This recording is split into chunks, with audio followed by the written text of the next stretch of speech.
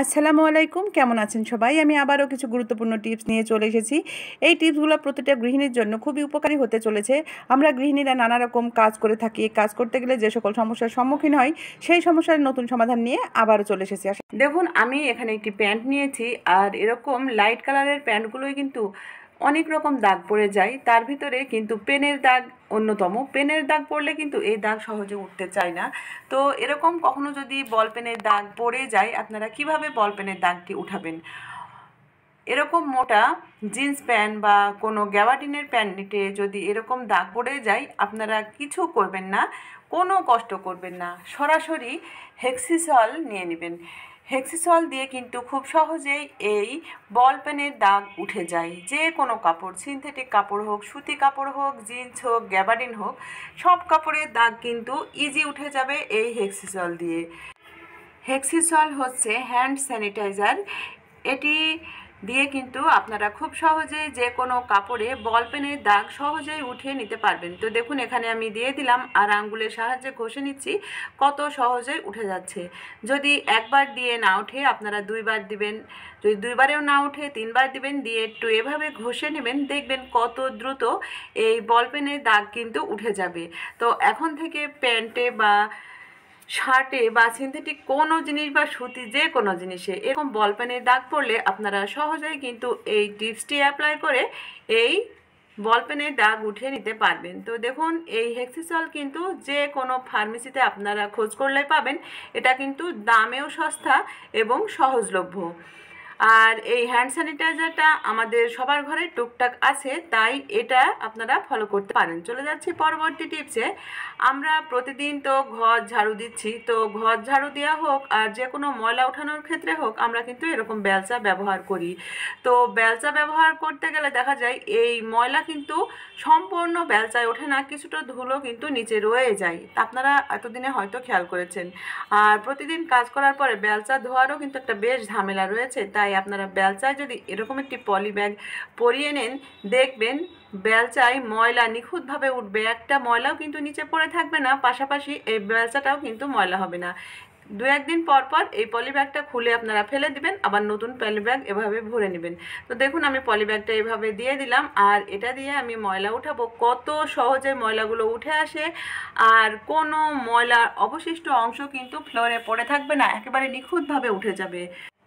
তাছাড়া এই বেলচাটাও কিন্তু পরিষ্কার থাকবে। এই নোংরা জিনিসটা আপনাদের আর কষ্ট করে প্রতিদিন পরিষ্কার করার প্রয়োজন পড়বে না। তো আশা করছি এই টিপসটা আপনাদের কাজে দিবে। আপনারা অবশ্যই বাসায় ট্রাই করবেন এবং রেজাল্টটা কেমন পান আমাকে জানাতে কিন্তু একদমই ভুলবেন না। আর আজকের ভিডিওটি যদি আপনাদের কাছে উপকারী মনে হয়, ভালো লাগে, ভিডিওতে লাইক কমেন্ট করতে ভুলবেন না। এবারে চলে যাচ্ছি পরবর্তী টিপসে। আমাদের বাসায় দেখা যায় এরকম কেচি আমরা ব্যবহার করি। তো এই কেচিগুলো ব্যবহার তো সবসময় করা হয় না, যখন আমরা কাপড় কাটি বা অন্যান্য কিছু কাটার প্রয়োজন পড়ে তখনই এটা কাজে লাগাই। তো এরকম লোহা বা ইস্পাতের কেচিগুলোই কিন্তু মরিচা পড়ে যায়, আর লোহা ইস্পাতের জিনিস ব্যবহার না করলে সেটা মরিচা পড়তে থাকবে এবং মরিচা পড়ে সেটা ধারও নষ্ট হয়ে যাবে। তাই এই কেচিগুলো আপনারা কিভাবে রাখলে মরিচা পড়বে না এবং ভালো থাকবে। তো দেখুন, আমি এখানে নিয়েছি তেল। আপনারা নারিকেল তেল নিয়ে নেবেন এবং নারিকেল তেল এভাবে কেচিতে লাগিয়ে দিবেন। পুরো কেচি যেন সুন্দরভাবে নারিকেল তেলটা লেগে যায়, সেটা অবশ্যই কিন্তু খেয়াল রাখতে হবে। তো দেখুন, আমি এভাবে পুরো কেচিতে কিন্তু নারিকেল তেলটা লাগিয়ে নিচ্ছি। অন্য যে কোনো তেল না দিয়ে আপনারা এই নারিকেল তেলটা ব্যবহার করবেন, দেখবেন রেজাল্টটা কিন্তু বেশি ভালো পাবেন। আর বিশেষ করে এই কেচিগুলো জয়েন্ট দেওয়ার জন্য এখানে যে একটি স্ক্রু থাকে, তো সেই স্ক্রুটার উপরে একটু বেশি করে তেল দিয়ে দিবেন, কেননা এই স্ক্রুটা জং ধরে আগে, আর এখানে জং ধরে গেলে কিন্তু এই কেচিটা আর ভালো করে ব্যবহার করা যায় না, অনেকটা হার্ড হয়ে যায়। তাই আপনারা এই স্ক্রুটার পরে এভাবে একটু তেল দিবেন, দিয়ে এই কেচিটা আপনারা প্যাকেট করে রেখে দিবেন। তো এখন প্যাকেটটা আপনারা কিভাবে করবেন সেটাও দেখিয়ে দিচ্ছি। তো দেখুন, কেচিটা কিন্তু অনেকটা ইজি হয়ে গেছে, আর মরিচা পড়ারও সম্ভাবনা আর থাকবে না। তবে আলো বাতাসে থাকলে বা হাওয়া লাগলে কিন্তু লোহা ইস্পাত মরিচা পোড়াটাই স্বাভাবিক। তাই এভাবে কাগজের এই প্যাকেট তৈরি করে নেবেন। দেখুন, আমি এখানে একটি কাগজ নিলাম, আর এটা অ্যাঙ্গেল করে ধরে এইভাবে কেচিটা দিয়ে এভাবে যদি আমি ঘুরিয়ে নিই তাহলে কিন্তু এটা কেচির কভার তৈরি হয়ে গেল। আমাদের কিন্তু আলাদা কষ্ট করে আর কেচির কভার তৈরি করার প্রয়োজন পড়ে না। তো দেখুন এভাবে আমি জড়িয়ে নেওয়ার পরে এখানে একটি রাবার দিয়ে আটকিয়ে দিচ্ছি এবং দেওয়ার পরে আমি কেচিটা এখান থেকে বের করে নিয়ে অবশিষ্ট যে অংশটা আছে সেটুকু আমি কেটে ফেলে দেব। তাহলে কিন্তু খুবই সুন্দর একটি কেচির কাভার হয়ে যাবে। তো একটু কষ্ট করে যদি কেচিটা এভাবে রেখে দেন তাহলে কিন্তু আপনাদের কেচিটা কিন্তু দীর্ঘদিন ভালো থাকবে, সহজে কিন্তু মরিচা পড়বে না, নষ্ট হবে না। আর মরিচা পড়লে কিন্তু কেচির ধার নষ্ট হয়ে যায়, সেক্ষেত্রে কিন্তু এটা আবার আমাদের টাকা খরচ করে ধারালো করতে হয় অথবা অসুবিধা করে কাজটা করতে হয়। তো আশা করছি এই টিপসটা আপনাদের ভালো লাগবে, বাসায় অবশ্যই ট্রাই করবেন।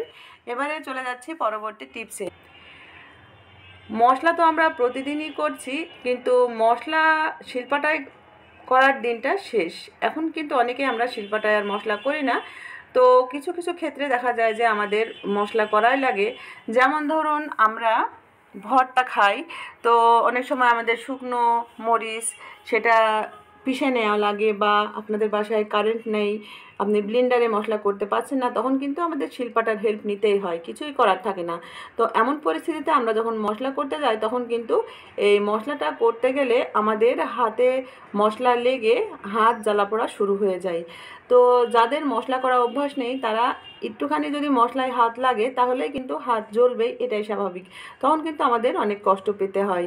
তো আপনারা কিভাবে মশলা করলে আপনাদের হাত জ্বলা পোড়া করবে না, তার জন্য আপনারা প্লাস্টিক বোতল দিয়ে কিন্তু খুব সহজেই মশলা করে নিতে পারেন। দেখুন আমি এখানে বোতল নিয়েছি এবং বোতলের মাঝ বরাবর কেটে নিলাম এবং এই মুখের ঠিক মাঝখান দিয়ে আমি এভাবে দুটো অংশ কেটে নিচ্ছি। তো কেটে নেওয়ার পরে এখানে আমি এটা দিয়ে কিভাবে মশলা করব আর কিভাবে মশলা করলেই বা আমাদের হাত জ্বলবে না দেখে নিন।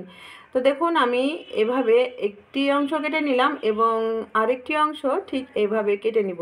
তো একটি বোতল দিয়ে আপনারা কিন্তু অনেকগুলো এরকম করে নিতে পারেন। তো আমি এখান থেকে একটি জিনিস এখন কাজে লাগাচ্ছি, আরেকটি রেখে দিব, সেটা আমি পরে কাজে লাগাবো। তো এবারে আমি যে আরও একটি বোতলের কাটা অংশ ফেলে রেখেছিলাম সেটা আপনাদের দেখে দিচ্ছি। এটাও ফেলবেন না, এটা দিয়েও কিন্তু তৈরি হবে এই জিনিস। তো দেখুন আমি চলে এসেছি শিলপাটার কাছে। আর এরকম মরিচ যখনই আপনি বাটবেন আপনার হাত জ্বালা করবেই, এটাই স্বাভাবিক। সেটা ভর্তার ক্ষেত্রে হোক বা নর্মালি মশলা করার ক্ষেত্রে হোক। তো যখনই আপনারা মশলা করবেন, মশলা দেখবেন চারিপাশে ছিটে যায়, তো সেই মশলাটা গুছিয়ে আনার ক্ষেত্রে এরকম প্লাস্টিকের বোতলের কিন্তু হেল্প নিতে পারেন। আগে দেখেছি আমার নানি দাদির আমলে তারা সুপারির গাছের যেই স্কিন থাকতো সেটা দিয়ে এভাবে মশলা গোছাতো। তো এখন তো আর সুপারির গাছ নেই, আপনারা কিন্তু প্লাস্টিক বোতল দিয়ে সেই কাজটি করে নিতে পারেন। এটা শুধু আপনারা করে রাখবেন, দেখবেন বিপদে আপদে যখন আপনাদের মশলা করাই লাগছে তখন কিন্তু আপনাদের হাত জ্বালা পোড়া করবে না। এটার সাহায্যে কিন্তু খুব সুন্দরভাবে মশলাটা গুছিয়ে নিতে পারবেন। তো এই টিপসটি কেমন লেগেছে? আশা করছি টিপসটি আপনাদের অনেক কাজে দিবে। আর এরকম সুন্দর সুন্দর টিপস পেতে আমার চ্যানেলটি সাবস্ক্রাইব করে নিতে কিন্তু একদমই ভুলবেন না। আর